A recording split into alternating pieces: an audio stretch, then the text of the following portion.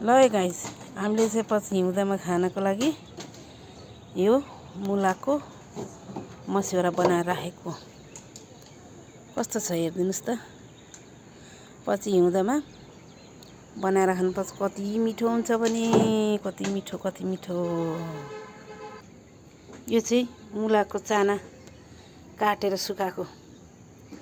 सुकाउनलाई चाहिँ ठिक्क पारेको काटेर भोलिपछि चट्टसँगले यसको यो सिम्टा आलु हालेर बनाउनुपर्छ। लतपत साह्रै मिठो हुन्छ।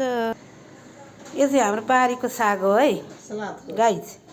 यो चाहिँ सलाद खाने हो, काँचै खाने हो हैन, पकाएर खाँदा पनि हुन्छ। यो चाहिँ पालुङ्गो हो, हाम्रो बारीको पालुङ्गो हो यो।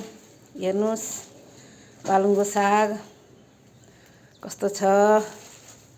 यो चाहिँ बारीको धनिया हो। यो चाहिँ अहिले मैले पकाउनलाई ठिक्क पारेको छु। अब एकछिनमा म पकाउँछु। यो साग चाहिँ यो पालुङ्गो साग हो। कस्तो भएछ, राम्रो छ नि हैन बारीको साग।